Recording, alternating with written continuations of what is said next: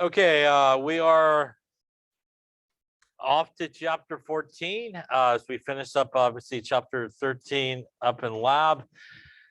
This is chapter 14, which is acid and bases. So this now starts exam 2 information. Exam 2, by the way, is probably the hardest. Yeah, so this is the chapter here, along with the next chapter that really does give people a lot of difficulties as they go through these chapters. This is definitely the part of the class where you definitely need to understand conceptually what's going on in order to really do the math correctly. So you got to really understand what's happening here. And again, these are places where a small little misunderstanding of what's happening will throw everything out of whack. And again, if you really don't understand, you'll do a bunch of calculations that you should never have done in the first place and will not get the right answer either. So really conceptual here. The beginning part here, not too bad. But as we progress through this chapter 14, which is a pretty doozy of a chapter, it has a good amount of information that, really does have that conceptual understanding that you need. So we're going to start off not too bad here with talking about acid and bases. In this chapter, we'll also obviously talk about acid-base equilibrium, which will be a big topic. We'll talk about titrations in this chapter. And we'll also talk about buffers, I think, which are, again, titrations and buffers are historically two things that give people a very difficult time in this class. So let's start with this acids, though. Acids, they do have a sour taste. Vinegar is basically acetic acid, citric acid in acids and fruits and stuff like that. Acids, they basically react with certain metals to produce hydrogen gas, as you may be familiar with, via a single replacement type reaction like HCl, right? Comes in and kicks out the hydrogen, and you make a little zinc chloride and some hydrogen gas that basically develops. A little balancing, I suppose, to there as well. They also react with carbonates or bicarbonates to produce carbon dioxide gas, which you also probably should be familiar with.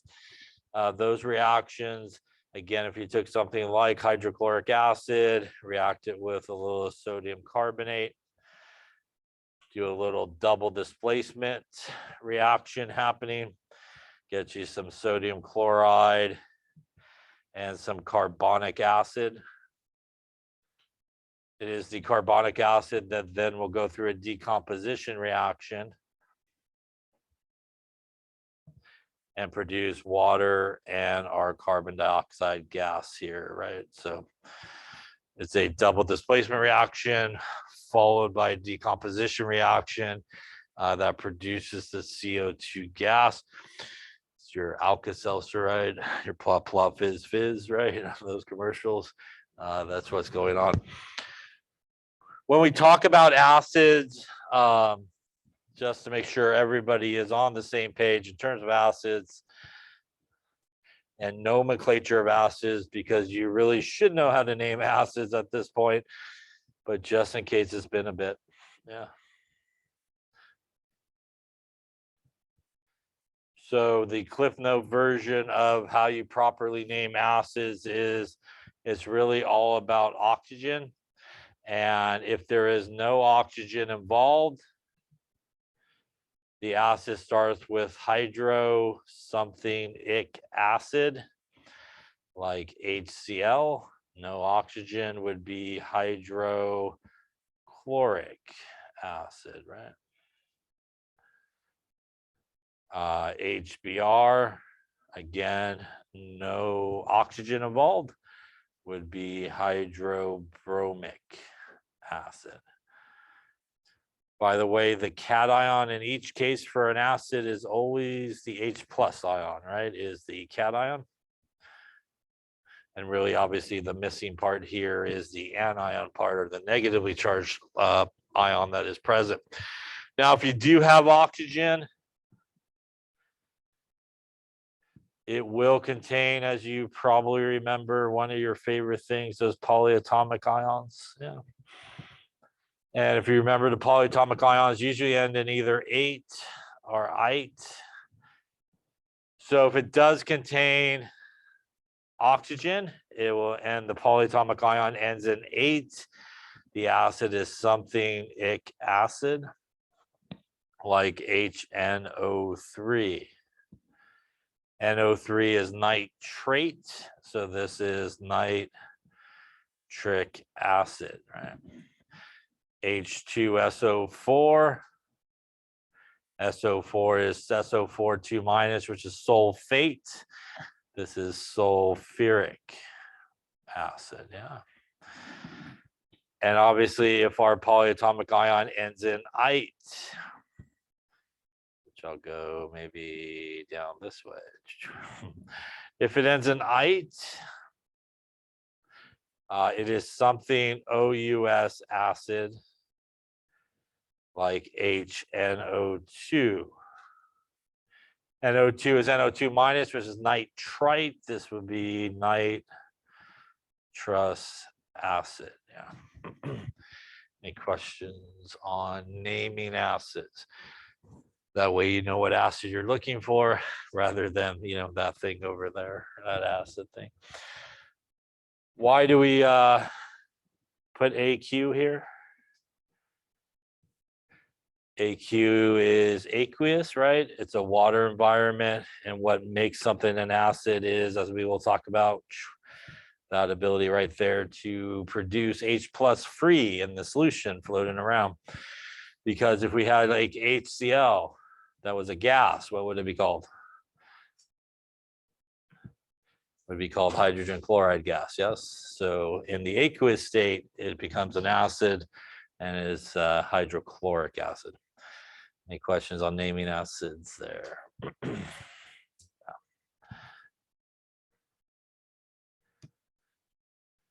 Now, bases, on the other hand, bases feel slippery. Many soaps contain bases. A lot of drain cleaners and things of that nature are bases. A lot of strong bases are things like sodium hydroxide, potassium hydroxide. They have hydroxide in the formula, or some bases. The good news about bases is you just name them like normal. We're using hydroxide as your polyatomic ion. So let's talk a little bit about some definitions of acid and bases. The Arrhenius acid is a substance that will produce H plus and H3O plus in solution, basically, or water. In acid-base chemistry, H plus and H3O plus are basically the same thing.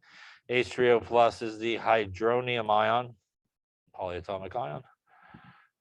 And that is obviously the hydrogen ion, also called a proton as well in acid-base chemistry.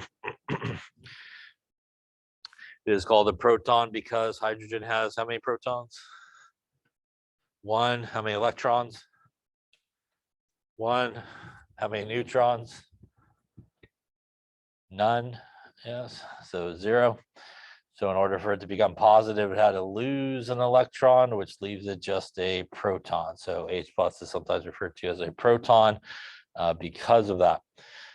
So that is the real key definition of an acid, is the ability to produce H plus or H3O plus in solution. And it again is free H plus, free H3O plus that is floating around.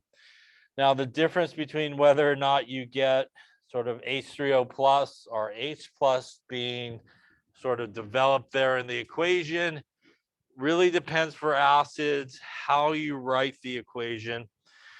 So for example, the one we're looking at there on top is really just the dissociation of a strong acid like hydrochloric acid and water. And in this case, what's really happening is the hydrochloric acid is sending an H plus over, produces the H3O plus in that case.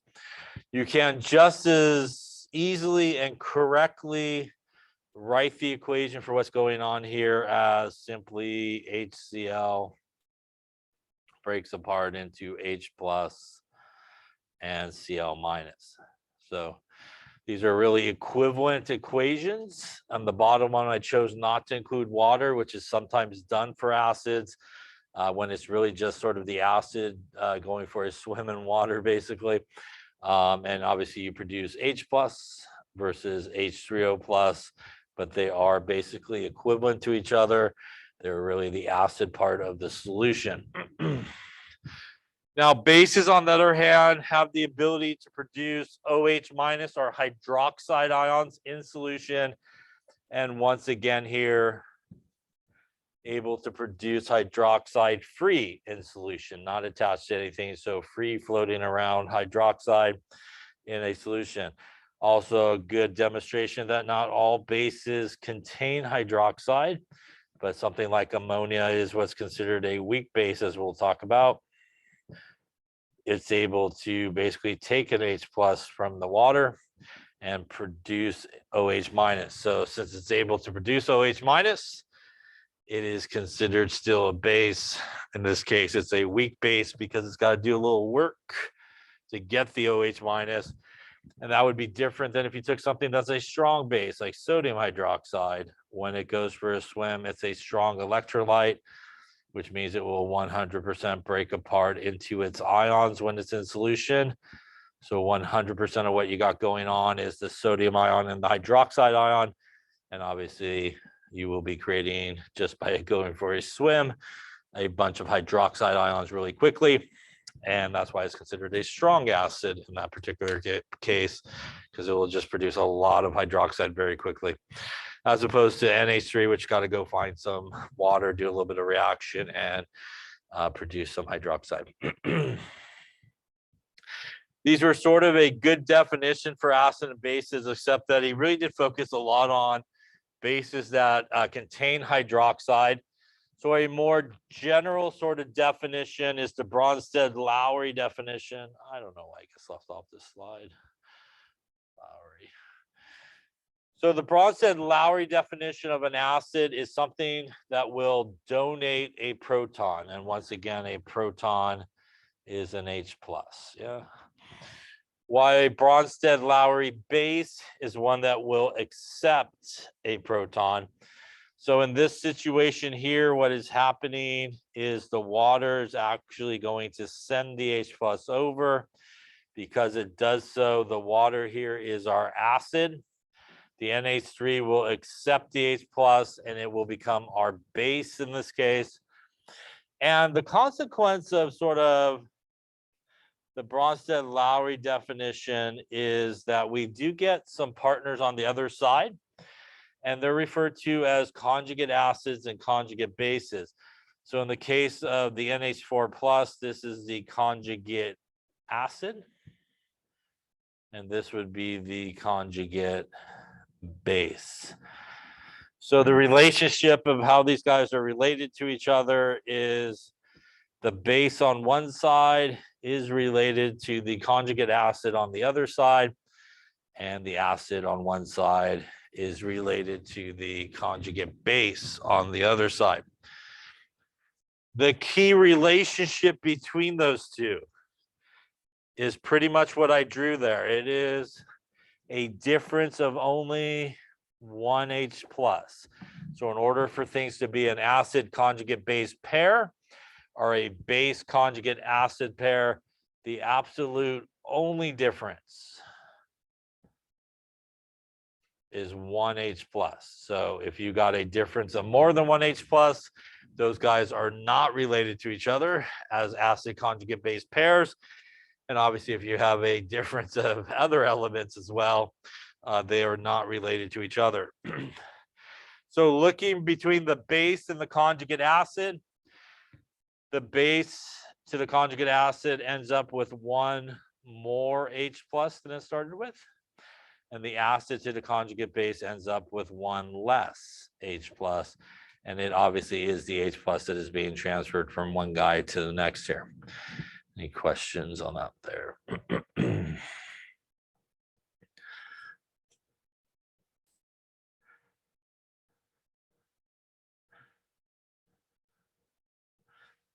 Yeah.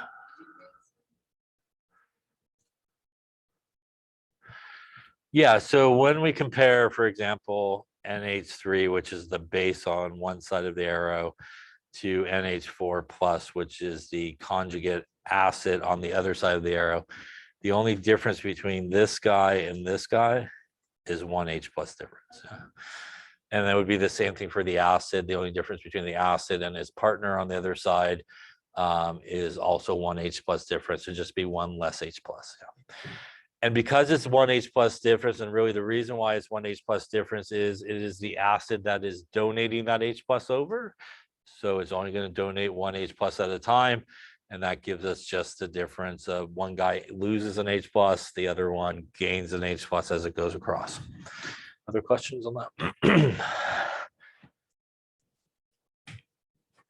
Okay, so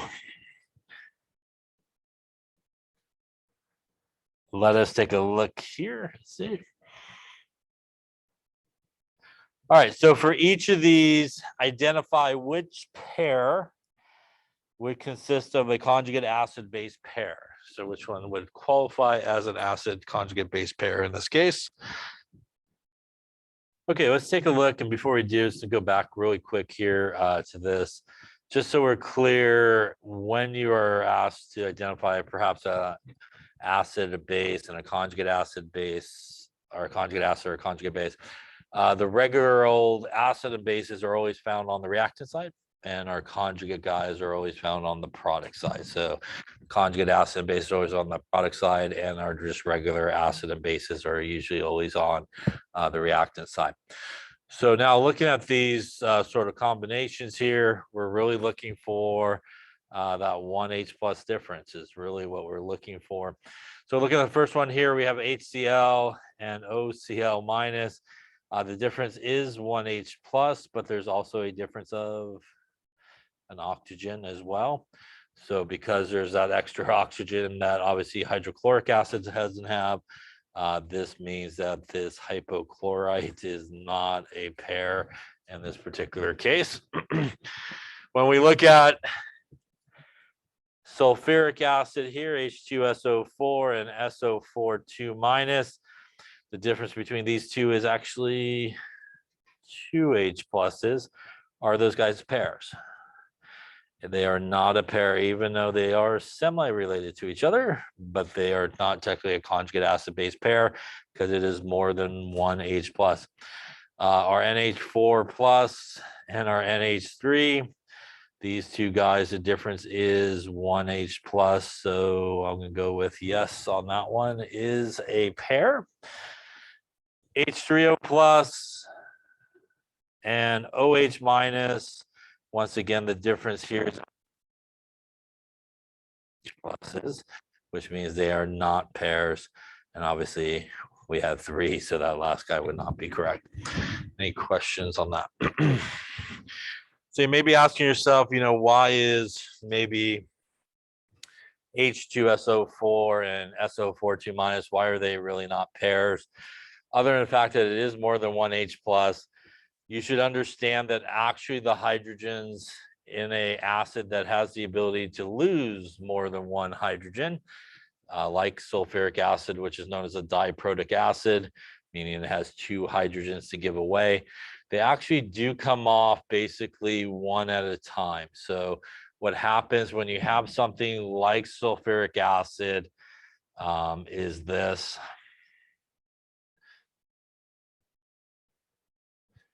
The first thing that happens is we have H2SO4. It will dump off one H plus and get us HSO4 minus. It becomes HSO4 minus because we lost an H plus, but we also lost a positive charge, right? So if you're zero and you lose a positive charge, you become one more negative. The next thing that would happen is actually the HSO4 minus will dump off another hydrogen and become SO4 2 minus in this case. It is basically a stepwise process as to how acids lose their hydrogens. And that is why when we look at something like that, this guy and this guy are related to each other, as the difference between those two is obviously the one hydrogen. This one and this one are related to each other because the difference is just one hydrogen. But when we make the jump from here to here, they are not related to each other because, again, it's basically the second step along the way in that process. But they are definitely related, but they're not related to each other as acid conjugate base pairs. Any questions on that there? That's also why this guy here is not a pair. What would be the one that would be a pair for both of them? It would be H2O would be the pair for both of them. H2O and this guy, difference is 1H plus. H2O and this guy, difference is 1H plus. So that would be the one that kind of ties them together in that process. Any questions on that there? We sometimes think about the process as them losing, for example, 2 hydrogens at once, because in previous classes, you would add these together, these would cancel, and you end up with the overall reaction of this, which sort of implies that they both basically come off both at a time, same time. But usually what you've probably seen before is sort of the overall reaction, but it is sort of a stepwise process. All right, so for this one here, what is the formula of the conjugate acid to C6H5NH2? This is a case where understanding, again, the relationship of what is happening and working backwards can sometimes be helpful. Hopefully at this point you understand that it's basically an H plus. The key is, should I put it on or should I take it off? And if you remember what we just saw, that the acid plus the base gives us our conjugate acid plus our conjugate base. And the relationship is the acid to the base to the acid. So in this particular case, we are looking for the formula of the conjugate acid, which would be this guy. And if I work myself backwards from there, I could see that what I am starting with in this case is actually a base. And then all I have to use, bless you, is the definition for Bronsted-Lowry for a base, which is it should do what? Donate or accept? It should accept the H plus. So then I know what I need to do is basically just put it on. And that means I would go C6H5NH. I'm going to throw on an extra H. And remember, that's not just the H, but it also is the plus part of it. And that looks like 2, perhaps, yeah, as a winner there. Any questions on that there? So let's say we had HCO3 minus, which is on bicarbonate. Why don't you write the formula for the conjugate base? Why don't you also write the formula for the conjugate acid, starting with bicarbonate. Okay, let's take a look. So we'll start with the first one, it's conjugate base. So once again, I'm just going to kind of think about it backwards. So in this case, I want the conjugate base, which means what I am starting with in this case is going to be an acid. And then again, at this point, the definition of an acid is something that will donate the H plus. So I want to take off the H plus here. So I'm simply going to take off the H. And again, once you lose a plus, you become 1 more negative. So this becomes 2 minus in this case. Yes. Any questions on that one there? Going to the conjugate acid, it would work the same way as what we did previously. So once again, I'm looking for the conjugate acid. So working my way backwards is going to take me to my base, which again here will accept the H plus. And we will put it on there, gives us H2CO3. +1 and -1 gives you 0, so it becomes neutral, which is carbonic acid. First off, any questions on either of those there? This is something here, bicarbonate, that can act as an acid in certain situations, or it can act as a base. There are certain things that can act either as an acid and base depending on the situation. those things are what are known as being amphoteric. So an amphoteric substance is a substance that can act as an acid or a base, depending on the situation that's occurring. Most of the time you run into these guys like something like bicarbonate there, something that has an H and has like a negative charge. So a lot of times those are the guys that could kind of go both ways. Because they still possess the H, they could get rid of it. And because they have a negative charge, they could kind of accept an H plus as well. So those are very common. They're basically guys that come from, in a lot of cases, diprotic or triprotic sort of acids, have the ability to kind of do that, go both ways. Any questions on acid conjugate base pairs? Need to be able to obviously identify all those things, write the conjugate pair to any acid or base that's given. Any questions on that? Then let's talk a little bit about the acid and base properties of water.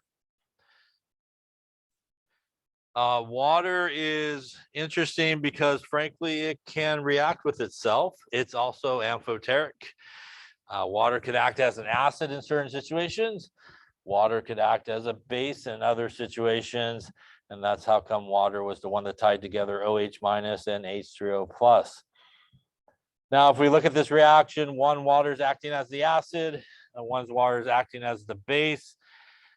So again, this guy will be really giving away the H plus over there. The result of that is we do get our H3O plus and our OH minus that is formed. This is basically what is happening with water all the time. Yeah, so it's just kind of reacting with itself.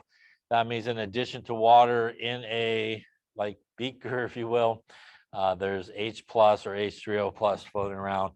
Once again, you could also write this as water plus water gets you H3O plus OH minus.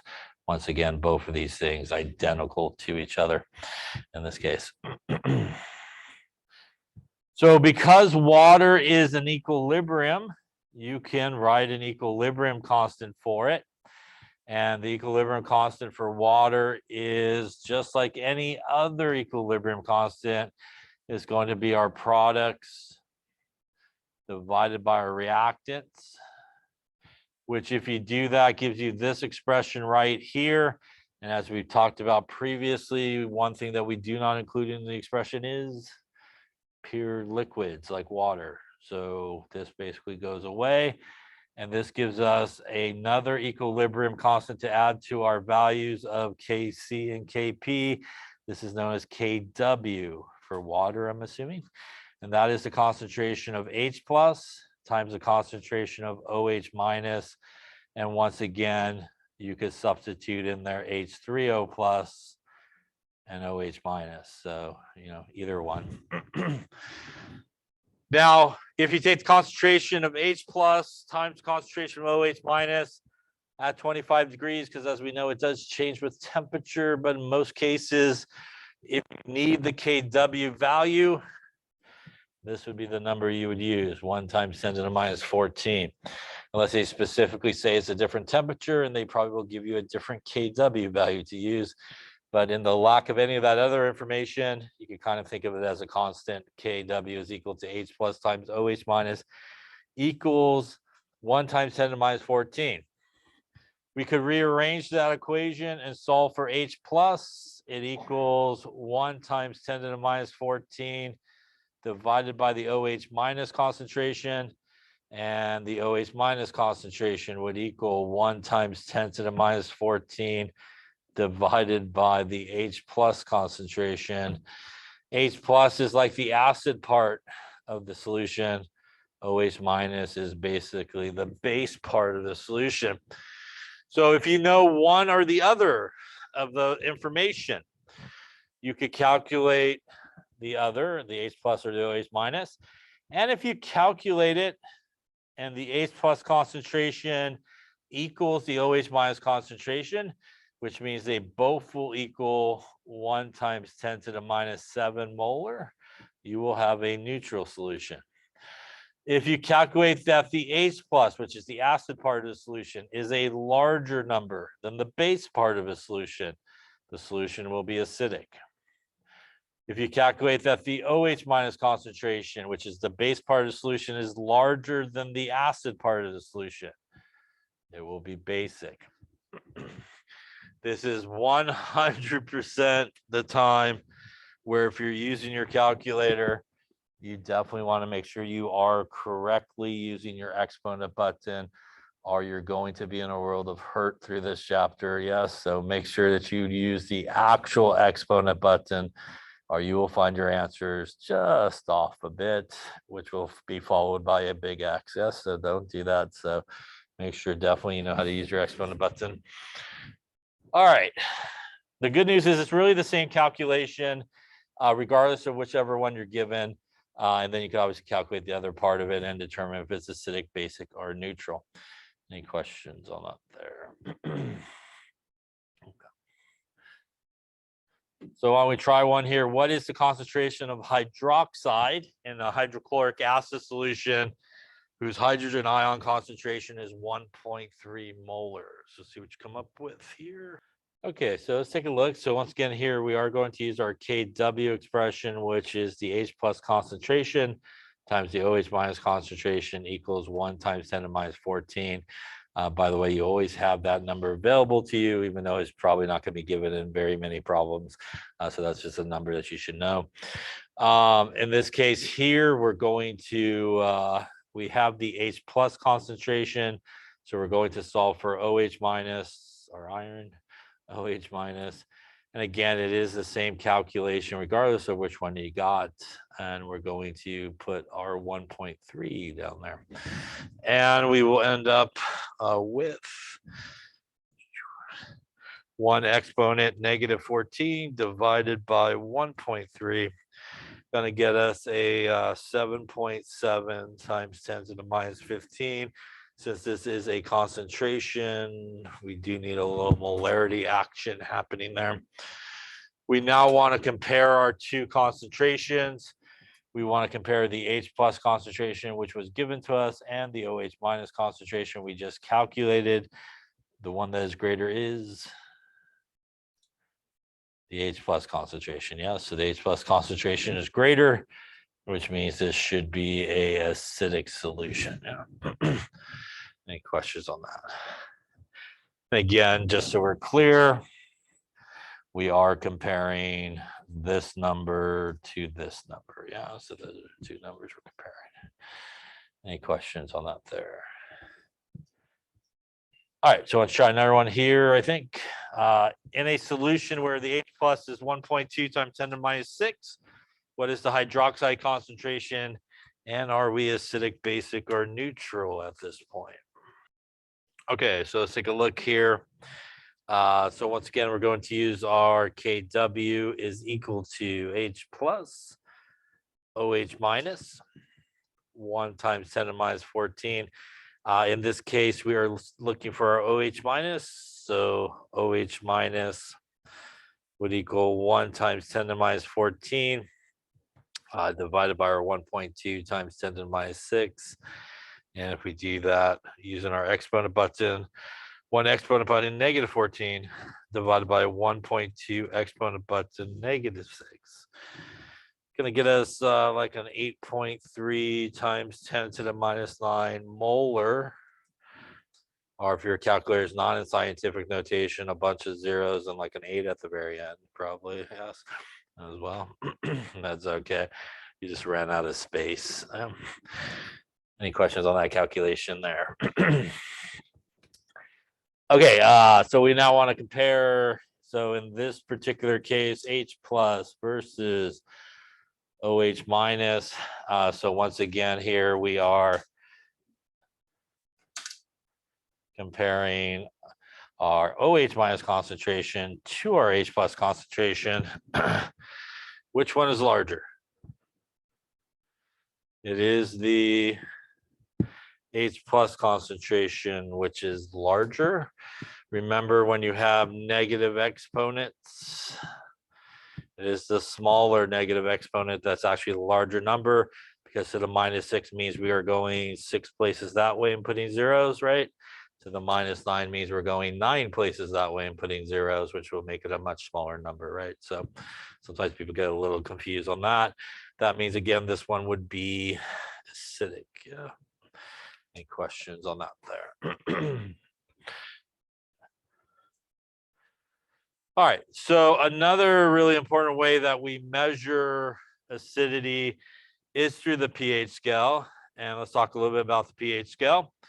The pH scale runs from 0 to 7 to 14.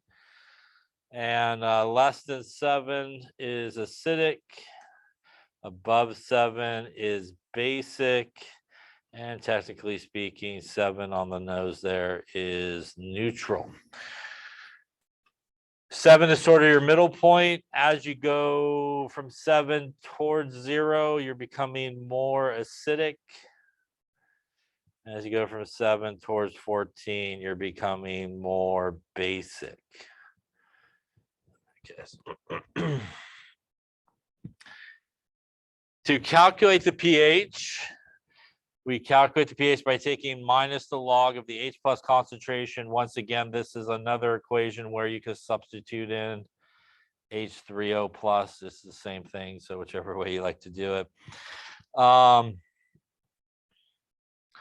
Let's talk about sort of calculators in that formula there, just so everybody's on the same page. If you have a display calculator, you punch it in exactly the way it's written. You hit the negative button, not the subtract button. You hit the log button, and then you type in your concentration, probably using your exponent button. If you have a non-display calculator, this formula and all the rest of them we're going to be talking about, you need to go backwards. You need to actually start with the number, then hit log, and then hit the negative button. So display, you do it just the way it's written. Non-display, you go backwards. If you're not sure what type of calculator you have, all you have to do is hit log. If it says log, congratulations, you have a display calculator. If you hit log and it says error, congratulations, you have a non-display calculator. Either one's fine. Doesn't really matter as long as you know which one you have, I suppose. So again, make sure you can punch these things in correctly.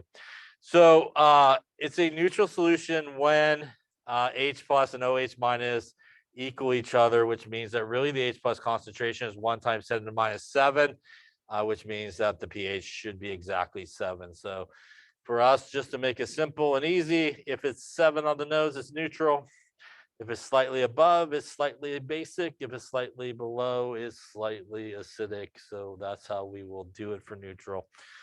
Acidic, you will have a larger H plus and OH minus concentration, and that will get you an H plus concentration that's larger than 1 times 10 to the minus 7. And that will result in a pH that's less than 7.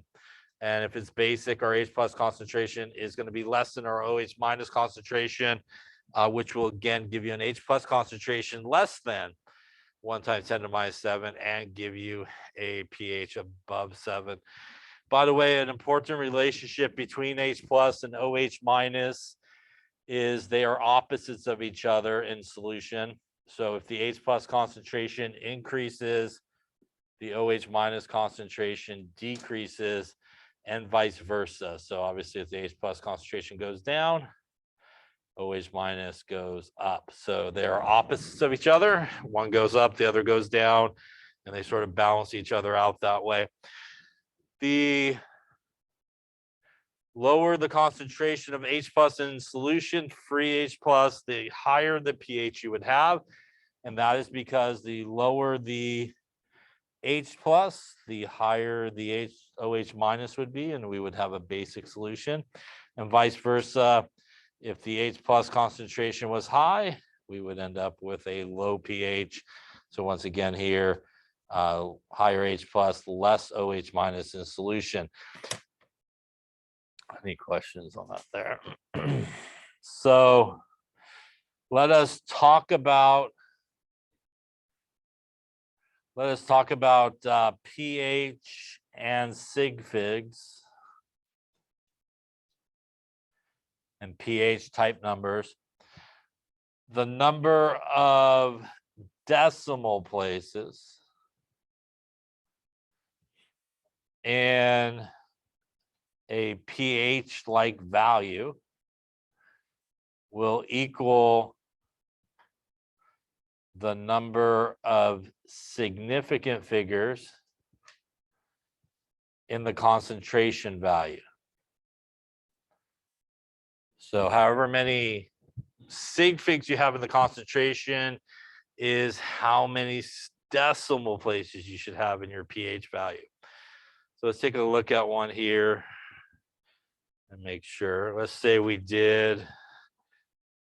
want to know what is the pH of a solution with an H plus concentration of, we'll go with 2.5 times 10 to the minus 6 molar.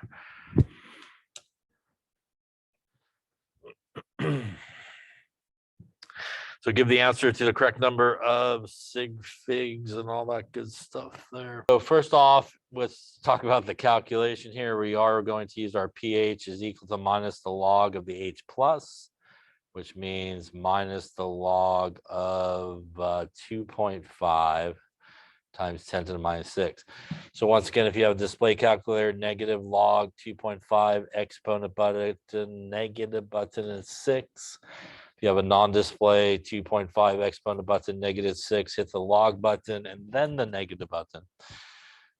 Either way, you should end up with a number on your calculator of 5.602059991-ish.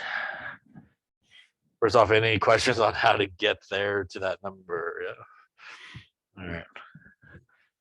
What should my ending number actually be here?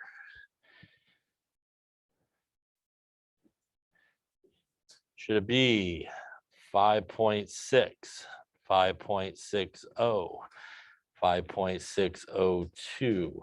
Which one should be the right one? I'm going to say this entire number is probably not the right one. No. So the rule is this. It says that how many sig figs there are in the concentration number. So let's start with that. How many significant figures are there in this number? There are 2 significant figures. Is how many decimal places, not sig figs, but decimal places your answer should go to, which means my answer should actually go to 2 decimal places. And that means that the correct way to represent this value would be 5.60. Has 2 decimal places, 3 significant figures, but we're going from significant figures to decimal places in our pH or pH-like value. And by the way, you would do the same thing going backwards, which we'll talk about how to do the calculations here in a second. But if you had the pH and you were going to give the concentration, you would go from decimal places back to significant figures. So it works the same way going back and forth, however you want to look at it. By the way, that would be acidic, basic, or neutral. It would be acidic, and you should always look at the pH value when you're trying to determine that. Any questions on that there? So this is the pH scale that we got going on over here on the left. And you can see some strong acids, kind of lower pHs, cleaning solutions and stuff like that. And strong bases are a little higher pH. Pure water is 7. You actually have water that's been out for a bit and you test the pH, will it be 7? It actually will not. It'll probably be a little bit acidic there because it'll pick up some carbon dioxide in the air and make carbonic acid, increase the H plus concentration, and it will lower the pH a little bit of it. Sometimes people are surprised when they kind of do that. Now, there is actually similar scales to pH, but it measures the OH minus concentration, and that is our POH. Our POH is equal to minus the log of the OH minus concentration. Excuse me. And if we add our pH into there,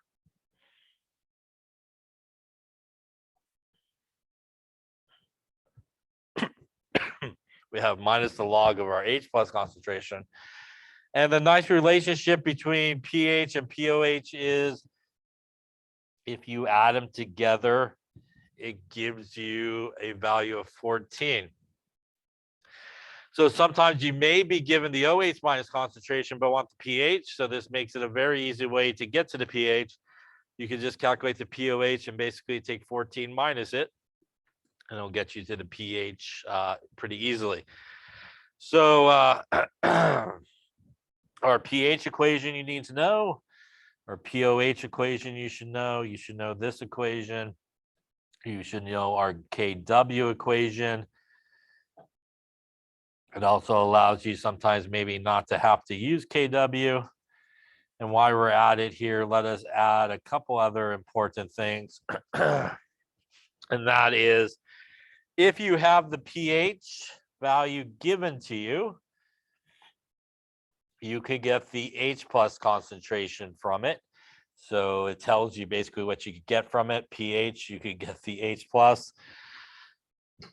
Also tells you that if you want to calculate pH, you need the H plus. The H plus concentration would equal the inverse log of the minus pH. On most people's calculators, when you do the inverse log, it pops a 10 and a caret up, also known as how a lot of people do scientific notation incorrectly on their calculators. So this is actually what you use that button for. And it would be minus the pH. You could also, if you have the pOH, you could get the OH minus concentration from that. And it's the exact same calculation. The OH minus concentration is the inverse log of the minus pOH, which once again, on your calculator, 10 a caret pOH. On most people's calculators, to get to the inverse log, that is like top left corner, second button, shift button, and on most people's calculators, above the log button is like a 10 to the X type of deal or something like that. Some calculators have a dedicated button for it, but most are right above the log button there. So those are also good ways. So it does give you a variety of ways at which you can solve these problems. You may not even have to use KW at all. You could still use KW. They all should give you the same answer depending on which pathway you kind of choose. Any questions on that there? By the way, this is a pH meter. Yes. Made by Beckman right there. It used to be over there in Fullerton and Brea. But basically, the pH meter measures the amount of free H plus in a solution. And basically what you do is you calibrate it and you tell them this voltage is a pH 7, this voltage is a pH 4, this voltage is a pH of 10. And it basically recognizes the pH of the other solutions. When you are asked this very, very important question of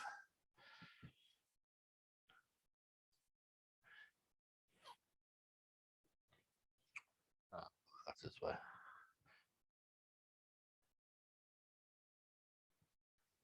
Is the solution acidic, basic, or neutral?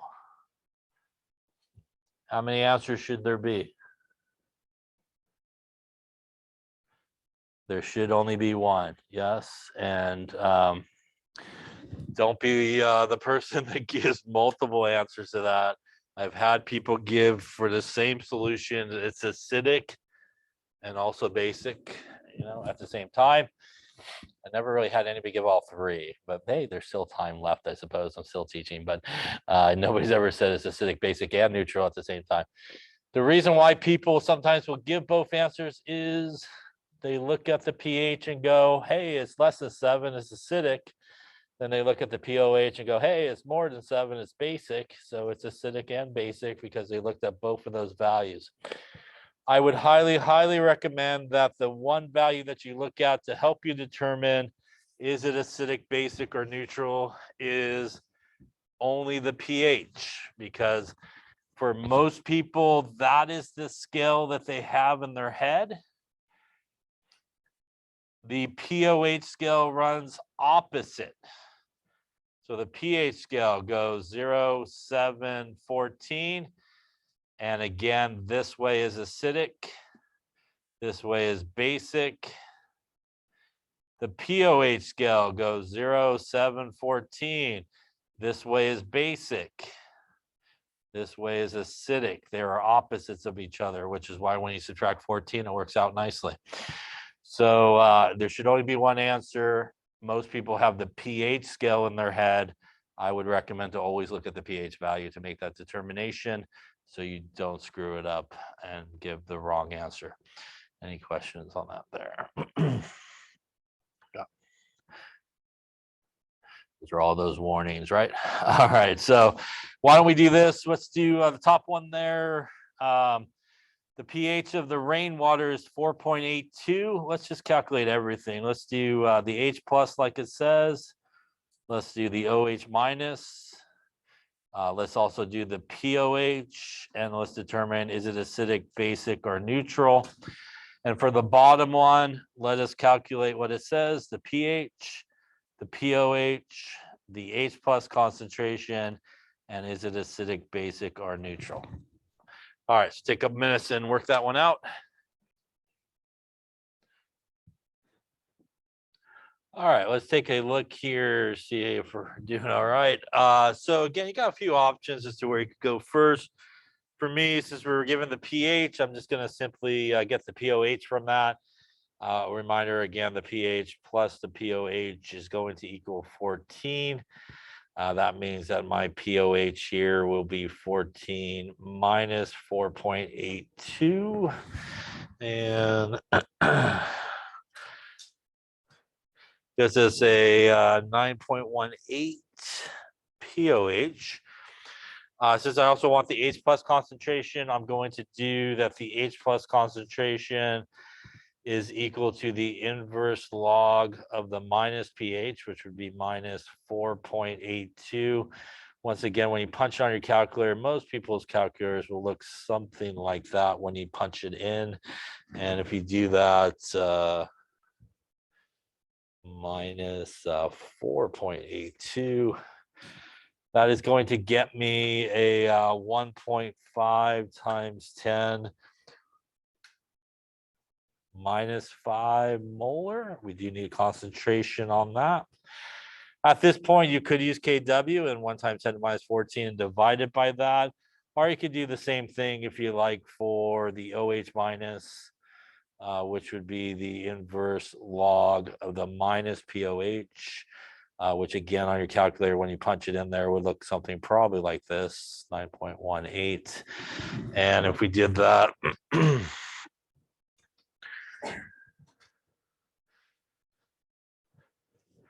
gets us a, I'll go above it, 6.6 times 10 to the minus 10, it looks like. Once again, we do need molarity on that as it is a concentration. And lastly, this one is going to be acidic based off of the pH that we got going on there. First off, any questions on any of those sort of calculations? Once again, if you use kW, you should end up, with rounding pretty much the same number, maybe slightly different if we did a little bit of rounding. A reminder, as you progress through each of these, so for example, I had 2 decimal places gave me 2 sig figs as we came back that way. Same thing here, 2 decimal places gave me 2 sig figs coming into that number. So again, I kind of go in that way. Any questions on that there? All right, doing the bottom one there, we have the OH minus given to us. So why not? Let's just use kW for old time's sake here. H plus OH minus equals 1 times 10 to the minus 14. That means in this case, the H plus concentration will be 1 times 10 to the minus 14 divided by 2.5 times 10 to the minus 7. And if I do that there,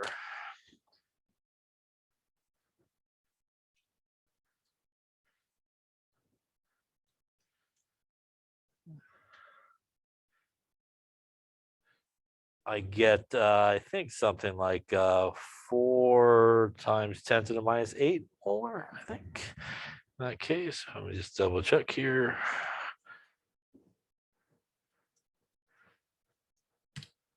Looks like it.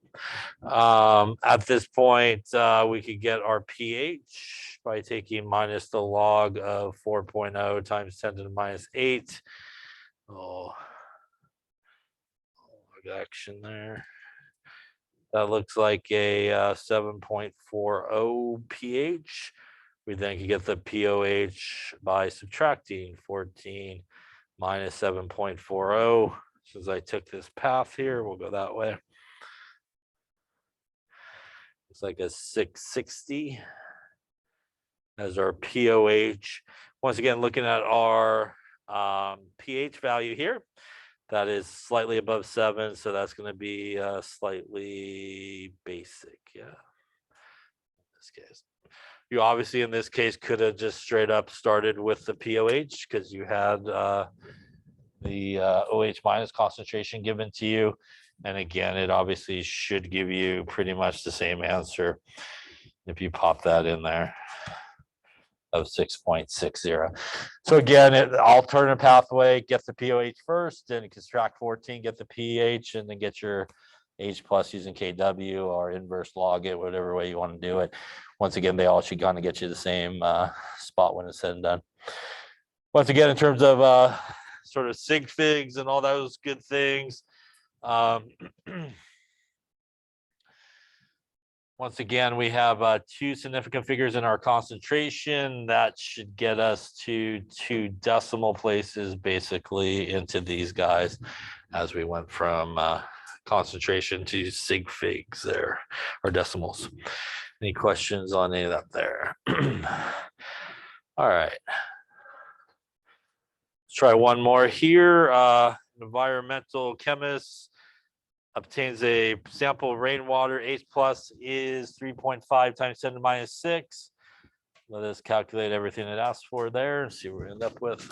Okay, since we're getting in here, let's take a look. We got the H plus given to me. So in this case, I'm just going to roll the pH first. That's going to be minus the log 3.5 times 10 to the minus 6. That's going to get me a 5.46 pH.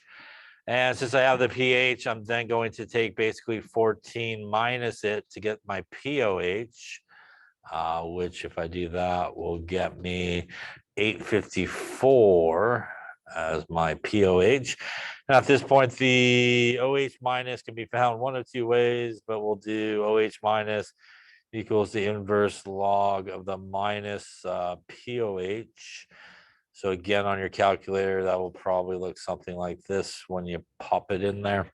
And where'd it go? There it is. Do that, do that, do that. I think it is like a maybe 2.9 times 10 to the minus 9 molar, give or take a little bit there. Any questions on any of those calculations? By the way, this is acidic, basic, or neutral, this one. It is acidic based off of the pH value, yeah. Any questions on pH, pOH, H plus, OH minus? Anything we talked about today? All right, we will lay it up there for